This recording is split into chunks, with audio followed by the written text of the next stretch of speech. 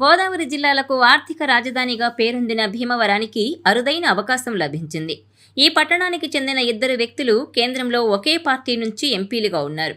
అది కూడా ఒకే సమయంలో నరసాపురం నుంచి ఎంపీగాను, కేంద్ర మంత్రిగాను ఉన్న శ్రీనివాస్ వర్మ 2 రోజుల క్రితం బీజేపీ నుంచి రాజ్యసభ సీటు పొందిన పాక సత్యనారాయణ ఇద్దరు భీమవరం వాస్తవ్యులే.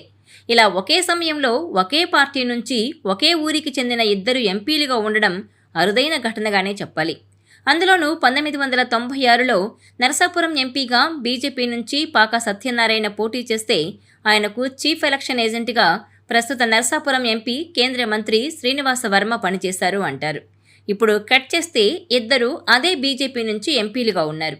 3 దశాబ్దాల పైబడి పార్టీకి కట్టుబడి ఉన్నందుకు ఈ ఇద్దరు సీనియర్ నేతలకు బీజేపీ హైకమాండ్ ఇచ్చిన గుర్తింపు ఇదనే చర్చ నడుస్తోంది. గత కొన్నేళ్లలో భీమవరం ఆర్థికంగా చాలా ఉచ్చస్థితికి చేరుకుంది.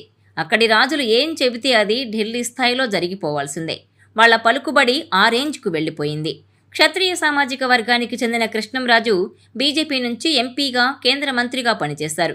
ఆ సమయంలోనే భీమవరం రాజులు బీజేపీకి దగ్గరయ్యారు.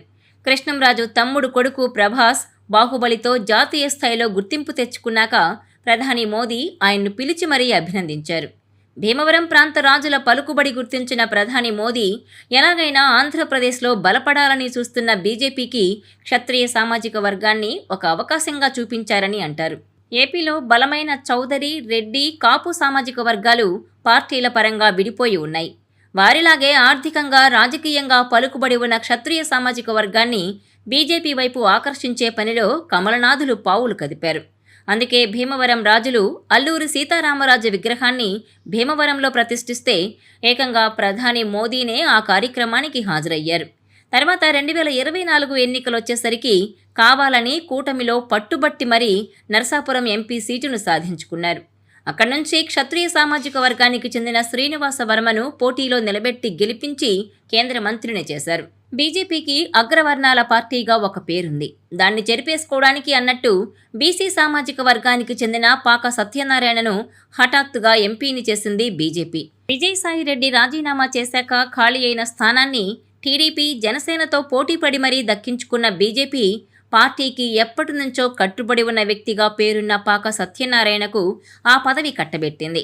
దీంతో ఒకే పట్టణానికి చెందిన ఇద్దరు వ్యక్తులకు ఎంపీ పదవులిచ్చిన పార్టీగా భీమవరం పరిసర ప్రాంతాల్లో గుర్తింపు తెచ్చుకునే ప్రయత్నంలో బీజేపీ ఉంది. అలాగే క్షత్రియ బీసీ వర్గాలకు చెందిన వ్యక్తులకు కీలక పదవులిచ్చామని ప్రచారం కూడా చేసుకుంటోంది. వీళ్లు మాత్రమే కాదు, కాపు సామాజిక వర్గానికి చెందిన సోము వీర్రాజుకు ఎమ్మెల్సీ ఇవ్వడం ద్వారా ఉమ్మడి గోదావరి జిల్లాల్లోని మరొక బలమైన సామాజిక వర్గాన్ని కూడా దగ్గర చేసుకునే ప్రయత్నంలో బీజేపీ నేతలు తలమునకలై ఉన్నారు. ఈ లెక్కలన్నీ పక్కన పెడితే ఒకే పట్టణానికి చెందిన ఇద్దరు నేతలకు ఒకే పార్టీ ఎంపీ సీట్లు ఇవ్వడం ఏపీలో హాట్ టాపిక్ అయింది. మరి ఆ ఇద్దరు కీలక నేతలు భీమవరానికి కేంద్రం నుంచి ఎలాంటి తాయిలాలు సాధించుకొస్తారో చూడాలి.